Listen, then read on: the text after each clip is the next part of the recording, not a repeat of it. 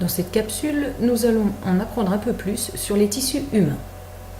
Jusqu'à présent, nous avons étudié différents niveaux de l'organisme, depuis l'organisme en entier, un système, puis un organe, et maintenant voyons ce qu'il en est de l'échelle du tissu. Comment définir un tissu?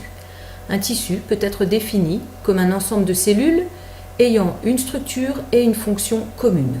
Donc toutes ces cellules visent à la même fonction. Il existe 4 types de tissus principaux. Tout d'abord, les tissus épithéliaux, qu'on appelle aussi les épithéliums. Ensuite, les tissus conjonctifs, deuxième type. Troisième type, les tissus musculaires. Et quatrième type de tissu, les tissus nerveux.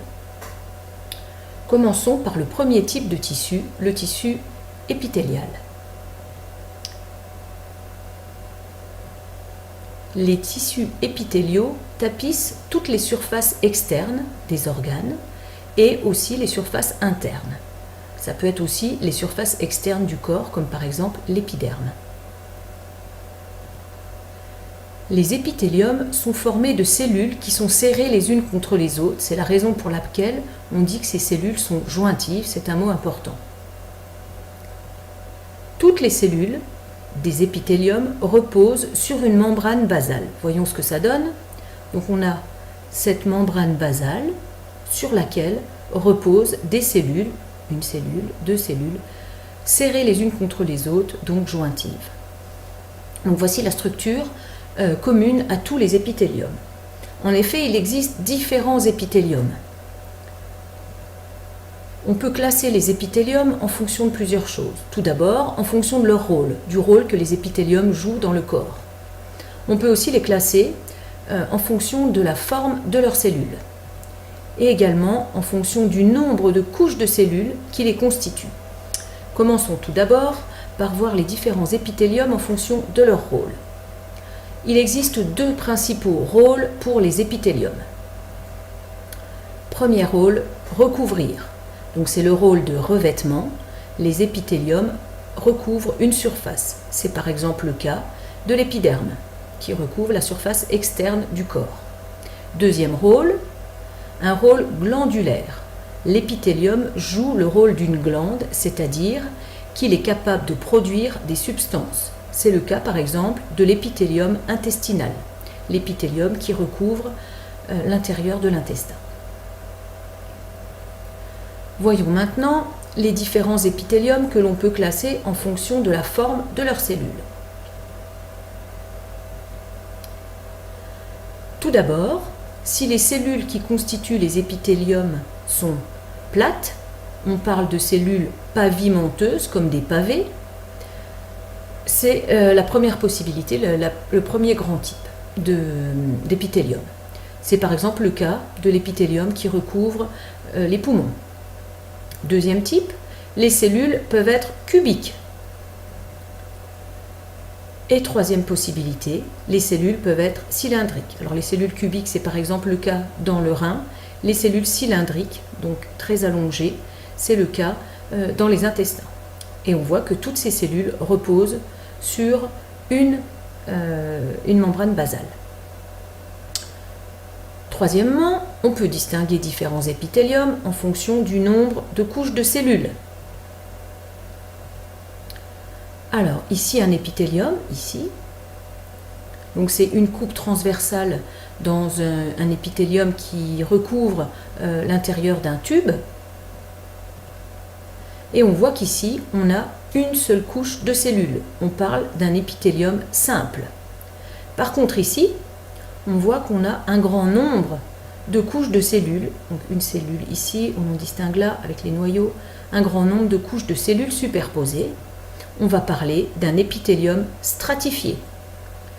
Les strates, ce sont les différentes couches de cellules. Donc voilà pour les différents épithéliums en fonction du nombre de couches.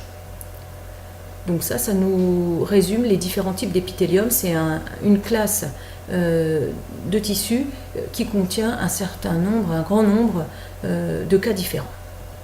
Deuxième type de tissu, les tissus conjonctifs.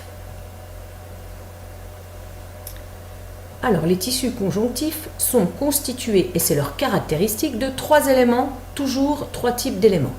Tout d'abord, il y a des cellules. Mais attention ici, on voit ici une cellule, une autre ici. Les cellules sont non jointives, donc c'est différent de l'épithélium où elles étaient jointives. Deuxième élément, dans les tissus conjonctifs, des fibres, des grandes fibres à l'intérieur du tissu conjonctif. Et troisième élément, une substance fondamentale, parfois on parle aussi de matrice, donc qui comble le reste de l'espace, en particulier les espaces entre les cellules et les fibres. Il y a également différents types de tissus conjonctifs, en fonction de la richesse dans ces 3 éléments, des particularités de ces 3 types d'éléments. Tout d'abord, le tissu conjonctif qu'on dit lâche. Il est riche en cellules, mais il n'a pas beaucoup de fibres. Deuxième type de tissu conjonctif, le tissu conjonctif dense. Lui, il est riche en fibres. Et le troisième type de tissu conjonctif, un tissu conjonctif spécialisé parce que sa substance fondamentale est modifiée, elle est particulière. On verra des exemples. On va voir un exemple de chaque cas. Alors, tout d'abord, un exemple de tissu conjonctif lâche, donc où les cellules sont nombreuses. C'est l'exemple du tissu adipeux. Alors, voici une image de tissu adipeux où on voit différentes cellules, ici, ici. Ces cellules, dans le cas du tissu adipeux, s'appellent des adipocytes. Cyte pour cellules, adipo pour adipeux. On remarque ici le noyau, là, et puis différents organites, on voit plutôt des points, qui sont repoussés tout au bord de la cellule, pour une raison simple, c'est qu'on a à l'intérieur une grosse vésicule, une grosse gouttelette, qui est en fait une gouttelette de graisse. Donc le tissu adipeux, c'est le tissu graisseux de l'organisme. Donc voici une cellule avec cette grosse gouttelette de graisse et le reste des organites sur le côté. Donc ça, c'est le tissu, un tissu conjonctif lâche, le tissu adipeux. Deuxième type de tissu conjonctif, ah oui, j'ai oublié de dire que le tissu conjonctif adipeux est un tissu de réserve. C'est sa fonction. Deuxième type de tissu conjonctif, le tissu conjonctif dense. C'est l'exemple du tissu qui constitue les tendons. Alors, on remarque ici beaucoup de fibres allongées, des bandes de fibres. Ces fibres sont du collagène, mais on a aussi des parties plus foncées qui sont en fait les noyaux des cellules qui constituent les tendons, qui s'appellent des fibroblastes. Ce tissu, qui est donc dense parce qu'il est riche en fibres, c'est un tissu qui a une fonction de résistance. Donc en fonction de ses caractéristiques, chaque tissu va avoir un rôle particulier. Pour les tendons, c'est un tissu de résistance. Troisième type de tissu, alors on passe maintenant à des tissus conjonctifs pour lesquels on a la substance fondamentale qui est modifiée. Premier exemple, la substance fondamentale est dure. C'est l'exemple du tissu osseux. Donc voici une image de tissu osseux observé au microscope.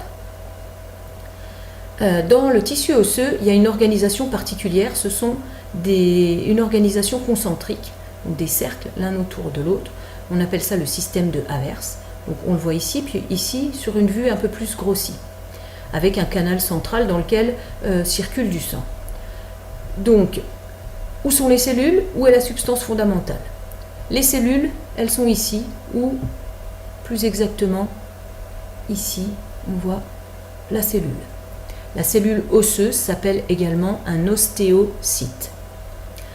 Et la substance fondamentale, c'est elle qui comble tout le reste des espaces autour des cellules. Et c'est une substance fondamentale dure, riche en calcium notamment, et c'est la raison pour laquelle c'est un tissu conjonctif à substance fondamentale modifiée dure. Ce tissu conjonctif a un rôle de soutien.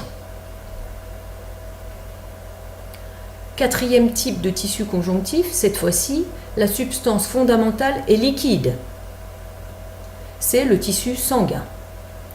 Alors, une image de sang observée au microscope où on voit des cellules, globules rouges. cellules, morceaux de cellules, les plaquettes, et globules blancs, d'autres types de cellules. Et le plasma, qui est en fait le liquide dans lequel baignent ces cellules. Donc le tissu sanguin, le sang est bien un tissu. Le rôle de ce tissu est de transporter. Grâce à sa substance fondamentale liquide, il peut se déplacer et donc c'est un tissu de transport. Voilà pour les tissus conjonctifs. Passons maintenant au troisième type de tissu, le tissu musculaire. Pour le tissu musculaire, on a des cellules qui ont trois caractéristiques. Les cellules des tissus musculaires sont toutes allongées. Elles sont excitables, donc avec une excitation, elles vont pouvoir se contracter. C'est leur troisième caractéristique, elles sont contractiles. Donc des cellules particulières dans les tissus musculaires. Des exemples, trois grands types de tissus musculaires. Du tissu musculaire autour des os, on dit du tissu musculaire squelettique. Là, les cellules sont cylindriques, en forme de cylindre, et on voit dessus des stries. On voit sur l'image microscopique ici des très petites stries et sur les côtés les noyaux des cellules. Donc ça, c'est la forme du tissu musculaire dans les muscles. Deuxième type de tissu musculaire, le tissu musculaire lisse. Cette fois-ci, les cellules musculaires n'ont pas de stries et elles ont une forme particulière, elles sont très allongées, elles sont en fuseau. Par exemple, on retrouve ce type de tissu musculaire lisse dans l'intestin. Troisième type, le tissu musculaire cardiaque. Les cellules sont striées, on voit des stries également, mais elles ne sont pas cylindriques, elles sont fourchues, on a des bifurcations. Par exemple, dans le cœur. Donc les noyaux, à chaque fois on peut les voir dans ces différentes cellules. Le tissu musculaire a une fonction particulière, c'est un tissu qui permet le mouvement grâce à l'aspect contractile de ces cellules. Dernier type de tissu, le tissu nerveux. Alors, le tissu nerveux, c'est un tissu très complexe qui est principalement composé de deux types de cellules. Les neurones, qui sont des cellules avec des grands prolongements, donc on voit ici un neurone avec ses grands prolongements ici, qu'on peut revoir ici dans une image en 3 dimensions. Et puis deuxième type de cellules, des cellules gliales, qui vont être des cellules nourricières pour les neurones. Le tissu nerveux a un rôle de communication. Elle permet la communication entre différents organes du corps. Voilà, donc on a vu les 4 types de tissus. Que faut-il retenir de l'ensemble de cette capsule?